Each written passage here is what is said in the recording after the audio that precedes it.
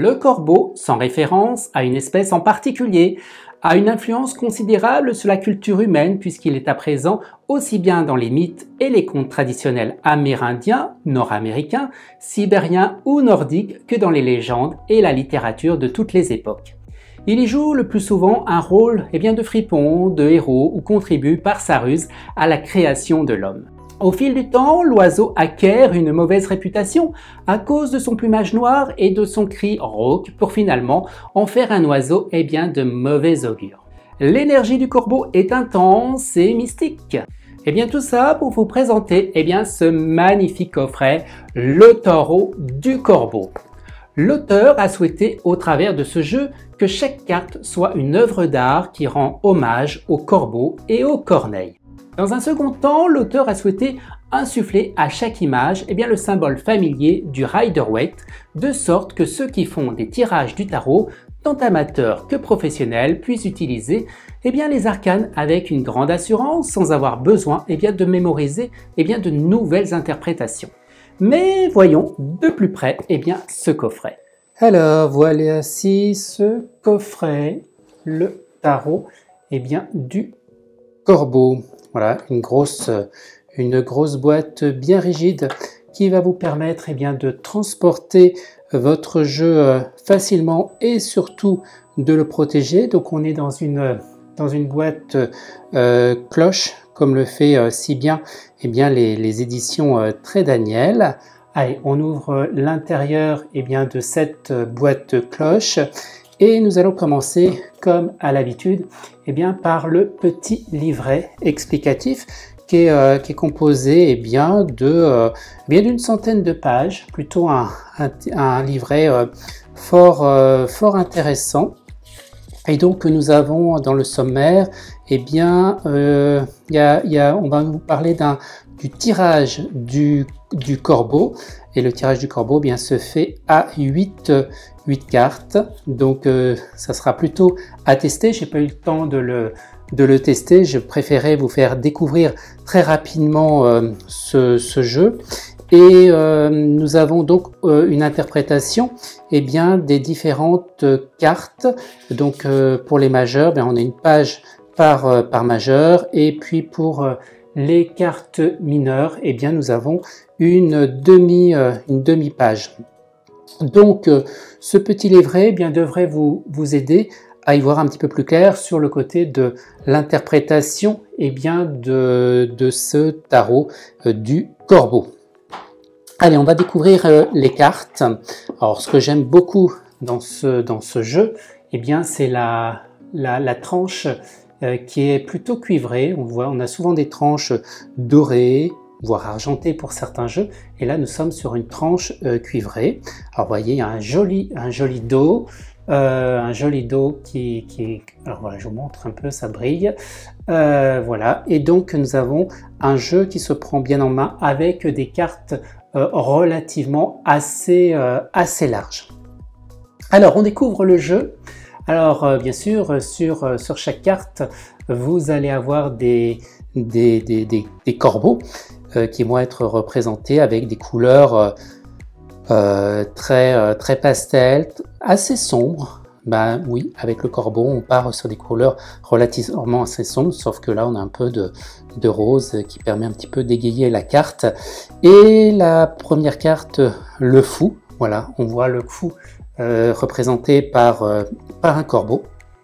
Nous avons ensuite, allez, on va faire le tour un peu des arcanes majeurs pour vous montrer un petit peu la splendeur du jeu.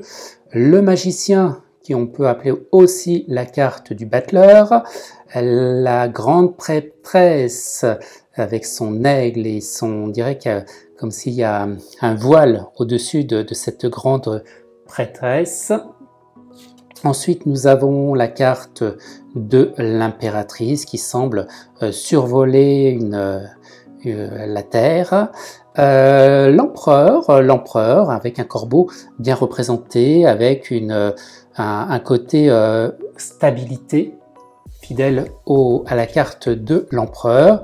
L'hiérophante, qui est la carte du pape dans le tarot habituellement. avec trois corbeaux. Nous avons la carte des amoureux, donc vous voyez, on a quand même des superbes cartes. C'était une. Nous avons la carte du chariot, la carte de la force. On retrouve le lion célèbre au tarot, et aussi le 8, le signe de l'infini qui est représenté eh bien, sur cette carte. La carte de l'ermite avec le corbeau qu'on retrouve avec sa petite lanterne comme on retrouve habituellement dans le tarot, avec une image plutôt enneigée qui représente effectivement le côté de la solitude, le côté un petit peu triste de la carte de l'ermite, représentant également la solitude. La roue de fortune, là on voit un ensemble de corbeaux, il y a des animaux, on dirait un buffle, un lion, un serpent, un scorpion. La justice qui est représentée bien sûr toujours avec un corbeau. Le pendu, le pendu avec une carte à l'envers carrément bien sûr. La mort un petit peu du corbeau, avec le squelette effectivement du corbeau. La tempérance, qui tient la fameuse coupe qui déverse dans l'autre coupe. Nous avons la carte du diable, on retrouve le symbole enchaîné du diable. Nous avons la tour qui s'écroule. On est plutôt sur un clocher qui s'écroule, avec plein de corbeaux, la tête en bas. Dans le tarot, eh bien, habituellement, on a des personnages qui tombent, et là, c'est plutôt eh bien, des corbeaux qui sont en train de tomber. La carte de l'étoile qui est super magnifique, avec un bleu assez intense. La carte de la lune qui laisse entrevoir le côté obscur, le côté un petit peu mystérieux de cette carte, et le soleil qui est plutôt une carte triomphante, avec un corbeau qui est sur le dos, je ne sais pas, d'un cheval peut-être.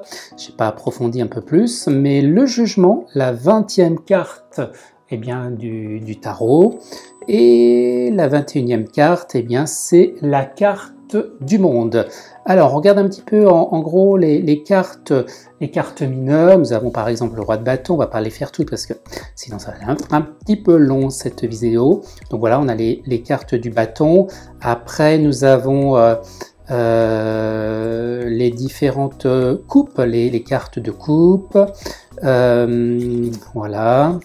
Je vous laisse un petit peu découvrir ces cartes, les cartes d'épée bien sûr, et les cartes des deniers qu'on appelle ici eh bien, les cartes des pentacles.